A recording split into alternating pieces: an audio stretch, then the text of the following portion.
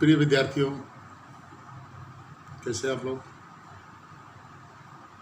देखो, ऑनलाइन क्लासों के श्रृंखला में इससे जस्ट पिछली क्लास में हमने बात शुरू की थी फंडामेंटल राइट्स की, मौलिक अधिकारों की।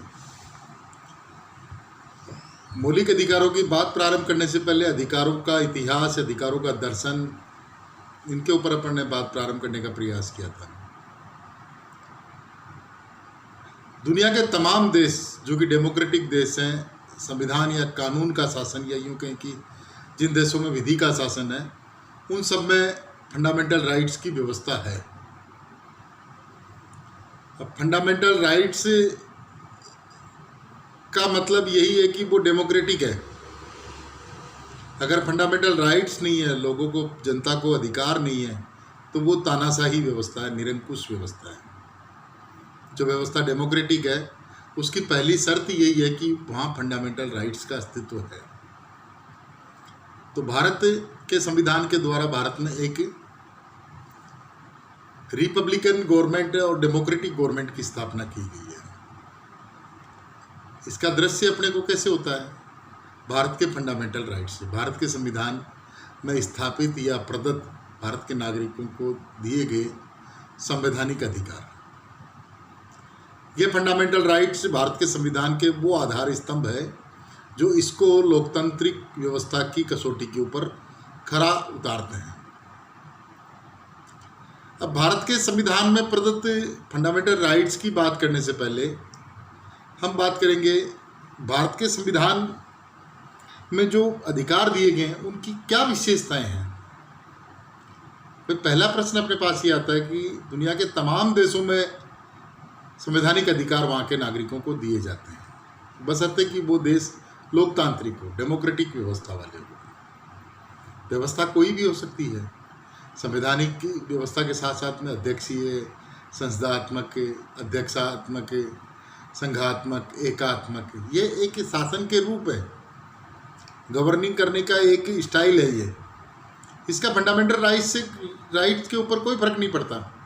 जैसे अमेरिका में फेडरल सिस्टम है, अमेरिका में फंडामेंटल राइट है, और इंग्लैंड के अंतर्गत सेंट्रल सिस्टम में एक ही व्यवस्था, वहाँ पर एकात्मक व्यवस्था है, वहाँ पे भी फंडामेंटल राइट्स हैं। भारत में संघात्मक और एकात्मकता के दोनों के लक्षणों को सम्मिलित करते हुए एक अजीब तरह की संघीय व्यवस्था है, यहाँ भी फंडामेंटल राइट्स हैं। तो ये तीन देश जिनका मैं नाम ले रहा हूँ, ये तीन दुनिया के प्रमुख देश हैं। इन तीनों में फंडामेंटल राइट की व्यवस्था है। अब सबसे बड़ी बात यही आती है कि इन तीनों में व्यवस्थाएं अलग अलग हैं। एक के अंतर्गत एकात्मक व्यवस्था वाली संसदीय शासन व्यवस्था है, एक में संघात्मक व्यवस्था वाली अध्यक्षीय शासन व्यवस्था है, राष्ट्रपति के शासन वाली, और तीसरा भारत के अंतर्गत एकात्मकता को सम्मिलित करते हुए बनाई गई संघीय व्यवस्था।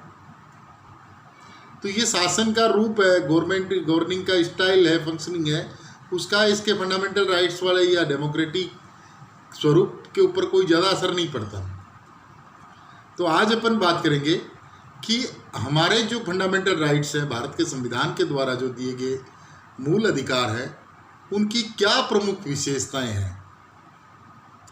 प्यारे विद्यार्थियों, इन विशेषताओं को रेखांकित करने के क्रम में सबसे पहले जो अपने समक्ष जो चीज़ उभर के आती है, वो यही देखने का प्रयास करते हैं कि भारत का संविधान दुनिया के लगभग सभी देशों के संविधान से बड़ा व्यापक संविधान है।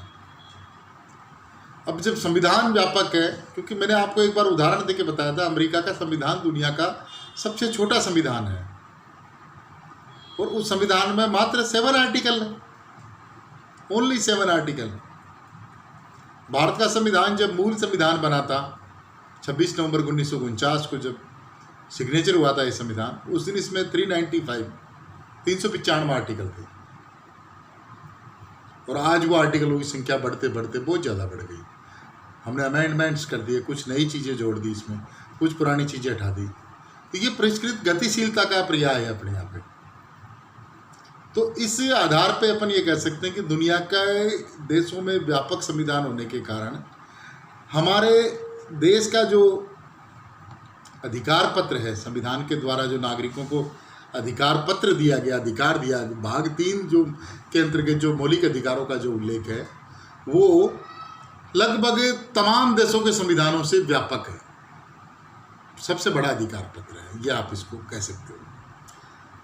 दूसरी अगर विशेषता अपन इसकी ढूंढने का प्रयास करें तो अपने समक्ष दूसरी विशेषता आती कि हमारा जो फंडामेंटल राइट्स का जो कॉन्सेप्ट है, हमारा जो फंडामेंटल राइट्स की जो बात है, जो उपबंध है, जो अधिकार है, वो केवल मात्र औपचारिकता नहीं है, या यूं कहें कि कोई हाइपोथेटिकल नहीं है कि साहब राज्य आपको ये अधिकार देता है, ठीक है जी। ना ना ना, हमारे अधिकार जो दिए गए हैं वो व्यवहारिकता के ऊपर आधारित है,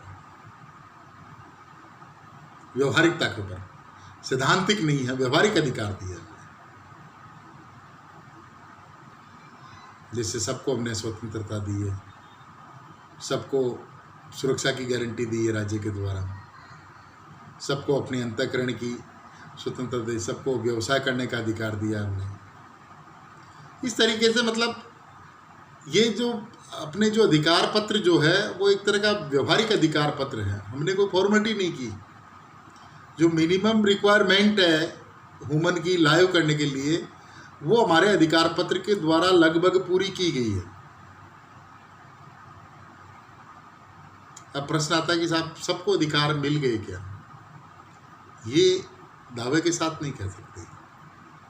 भारत राष्ट्र को आज़ादी हुई अभी मात्र 1947 से 2003, यानी कि 73 years. This nation is only 73 year old. I means this nation is a young nation, जवान राष्ट्र। यूएसए 1789 1789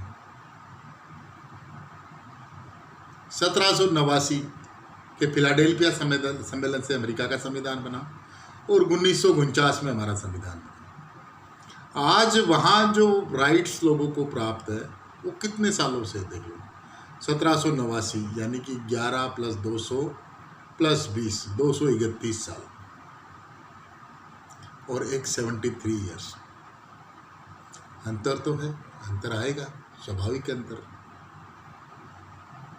हमारा देश युवा देश है, अभी ये अपने बचपन में खेल रहा है। वो देश प्रौढ़ अवस्था में पहुंच गया डेमोक्रेसी आने के बाद में, क्योंकि हमारे यहाँ डेमोक्रेसी तो 1947 में ही आई है। उसके पहले तो हम पराधीन राष्ट्र थे, हमारा शासन ब्रिटिश सरकार के द्वारा संचालित होता था। तो ये बेसिक अंतर है। आज अमेरिकी नागरिक की स्वतंत्रता और भारत के नागरिक की स्वतंत्रताओं का अध्ययन को राजनीति विज्ञानी करता है, तो वो सबसे पहला जो डाटा उसके पास आएगा वो यही आएगा कि वो देश 231 साल पहले मतलब आज़ाद हुआ या अपना संविधान बनाया, उसने डेमोक्रेसी को आवृत किया, और हम ओनली 73 ईयर्स अंतर तो।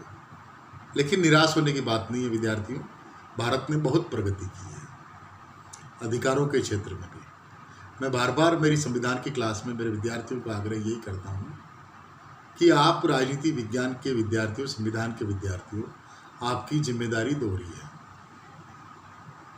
भारत के संविधान का ज्ञान होना भारत के प्रत्येक नागरिक का कर्तव्य है, और इसके साथ साथ राजनीति विज्ञान या संविधान के विद्यार्थी का डबल कर्तव्य, दोहरी जिम्मेदारी है कि वो खुद भी इसका ज्ञान ले और समाज को, परिवार को, अपने गांव को, मोहल्ले को, नुक्कड़ को, सबको इसका थोड़ा थोड़ा जानकारी दे। तो फंडामेंटल राइट्स की एक तरह के फीचर्स या विशेषताओं की बात कर रहे थे, तो दूसरी विशेषता इसकी ये व्यवहारिकता पर आधारित है। विद्यार्थियों, तीसरी अगर इसकी अपन विशेषता ढूंढने का प्रयास करते हैं तो ये है कि फंडामेंटल राइट्स जो है वो निरंकुश नहीं है, असीमित नहीं है, वो सीमित है। बड़ी मज़ेदार बात है। देखिए, मतलब फंडामेंटल राइट्स आपने दिए, अधिकार दिए, लेकिन अधिकार मर्यादित है, नियंत्रित है, अनियंत्रित नहीं है। सीधा सा कॉन्सेप्ट है, आपको इसको समझने में देर नहीं लगानी चाहिए कि भाई मुझे आज़ादी का अधिकार है, मुझे आज़ादी है, मेरे इच्छा के अनुसार आचरण करने की, मुझे बोलने की आज़ादी है, मुझे किसी भी धर्म के धार्मिक स्थल में जाने की आज़ादी है, मुझे है ये। अब मैं ये दावा नहीं कर सकता कि मुझे ही है, नहीं, मुझे नहीं, ये इनको भी है, इनको भी है, इनको भी है, इनको भी है, सबको है। तब यहाँ लिमिटेशन लग जाती है कि मेरी आज़ादी से इनकी आज़ादी में किसी तरह की बाधा नहीं आई। ये सबसे बड़ी लिमिटेशन है। इस तरीके से अपन कह सकते हैं कि भारत के संविधान के द्वारा प्रदत्त फंडामेंटल राइट अनियंत्रित नहीं है, अनियमित नहीं है, सीमित है, नियंत्रित है। नेक्स्ट जो बात करेंगे वो है कि भारत के जो फंडामेंटल राइट्स हैं उनके अंतर्गत प्राकृतिक अधिकारों या अगणित अधिकार जिनको कहते हैं, जिनकी कोई काउंटिंग नहीं है, उनको कोई स्थान नहीं दिया। हमने उनको कोई स्थान नहीं दिया। हमने हमारे नागरिकों को जो राइट्स दिए हैं उनका बाकायदा लेखन किया, हमने लिपिबद्ध किया उनको। ऐसे में तो वो क्यों नहीं छोड़ा, मतलब कहने का मतलब ये है कि इसके साथ ये अधिकार भी आपको मिल जाते हैं। हमारे हर अधिकार की व्याख्या की गई हमारे संविधान सभा के द्वारा, और संविधान लागू होने के बाद में विभिन्न न्यायिक निर्णयों में हमारे उच्चतम न्यायालय के द्वारा। नेक्स्ट जो सबसे बड़ी महत्वपूर्ण बात इस संदर्भ में अपने सामने आती है वो ये है कि हमने सिर्फ अधिकार ही नहीं दिए, हमने अधिकारों की सुरक्षा की व्यवस्था भी की है, और बहुत ज़बरदस्त सुरक्षा की व्यवस्था की है। और भारत के संविधान की अगर गतिशीलता और ये यूँ कहें कि आप इसके क्रियान्वयन देखोगे तो आप अच्छी तरह इसको समझ जाओगे। केशवानंद भारती का वाद है, जैसे कई वाद ऐसे हैं जिनके अंतर्गत सुप्रीम कोर्ट ने आगे होकर के इस कॉन्सेप्ट को बहुत बारीकी से आप जीरो से समझिए। मतलब हमने अधिकारों की सुरक्षा की व्यवस्था कैसे की है, वो ऐसे की है कि भारत की संसद, भारत का पार्लियामेंट या भारत की कार्यपालिका यानी कि सरकार, विधायिका या कार्यपालिका कोई ऐसा कानून बनाए जिससे कि भारत के नागरिकों के अधिकारों का उल्लंघन हो रहा है, अधिकारों में कटौती हो रही है, हनन हो रहा है, तो भारत के सुप्रीम कोर्ट को ये अधिकार दिया गया है कि वो उस कानून को अवैध घोषित कर दे। इसको कहते हैं जुडिशियल रिव्यू, न्यायिक पुनरावलोकन। और ऐसा कई बार किया भारत के सुप्रीम कोर्ट ने। ये भारत के सुप्रीम कोर्ट की मिसाल है।